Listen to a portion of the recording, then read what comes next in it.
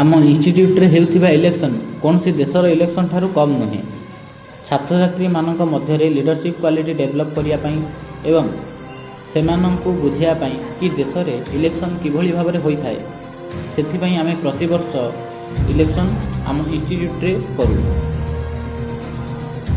प्रथमे प्रत्येक प्रार्थी सेमानकर नॉमिनेशन पत्र दाखल करती।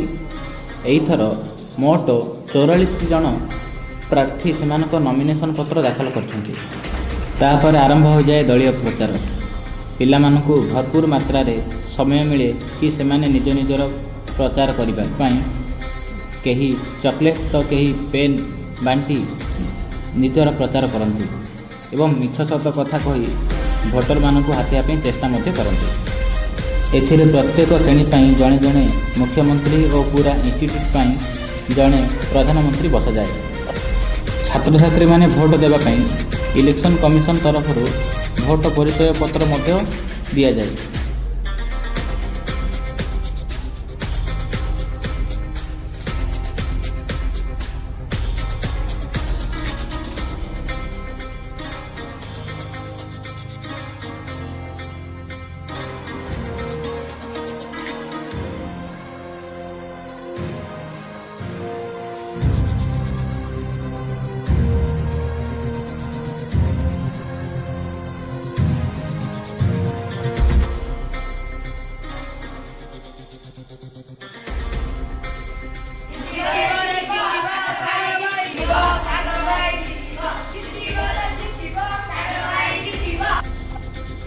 निर्धारित समय रे भोटदान प्रक्रिया आरंभ हुए।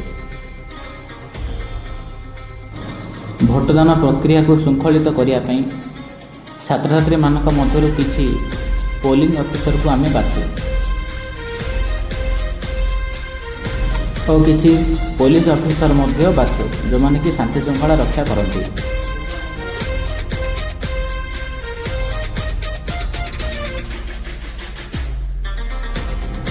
छोट छोट छात्र छात्री मानक भगवान सार साहाय्य मध्य करती।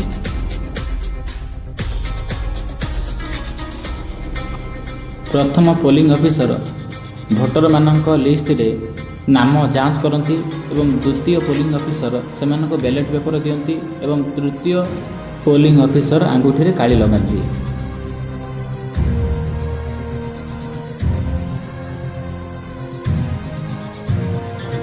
प्रत्येक छात्र छात्री सेमानक मन पसंदर प्रार्थी एवं चिन्ह आगे स्टाम्प मारी ताकू फोल्ड करी बैलेट बॉक्स भितर पकई दियंती।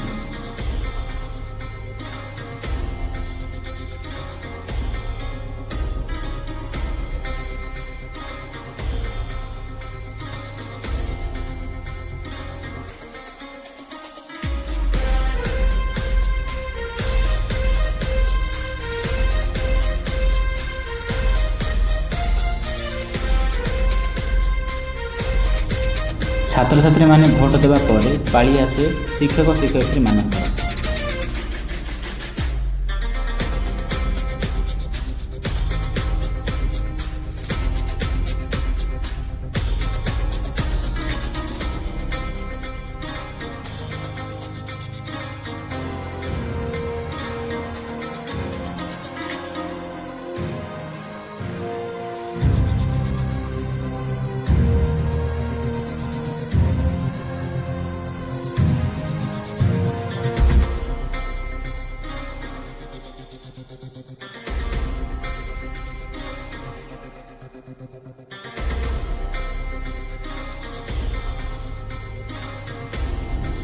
एवं मु भोट देला पर भोटदान प्रक्रिया शेष हुए।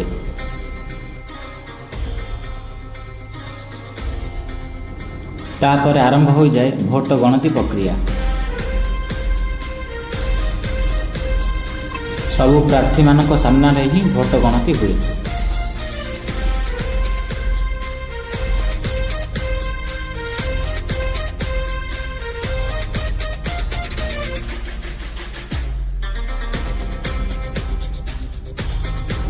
रिजेक्ट और नोटा भोट को बाछी अलग कर दिया जाए।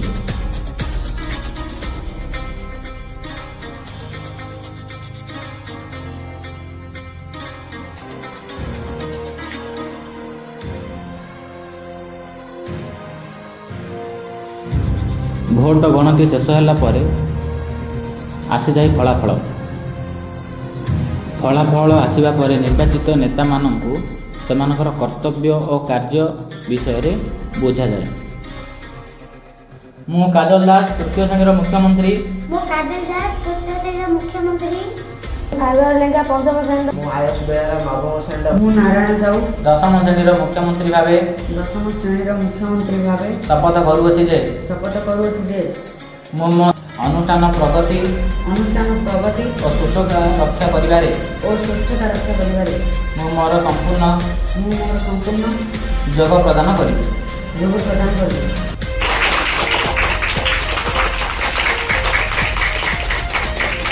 ମୁଁ ଅର୍ଚ୍ଚନା ସାବତ ଅଗ୍ରପୂଜ୍ୟ ଇନଷ୍ଟିଚ୍ୟୁଟର ପ୍ରଧାନମନ୍ତ୍ରୀ ଭାବରେ ଈଶ୍ୱରଙ୍କ ନାମରେ ଶପଥ କରୁଅଛି ଯେ ମୁଁ ମୋ ପଦବୀର କର୍ତ୍ତବ୍ୟକୁ ସମ୍ପୂର୍ଣ୍ଣ ନିଷ୍ଠା ଓ ସାଧୁତାର ସହ ପାଳନ କରିବି।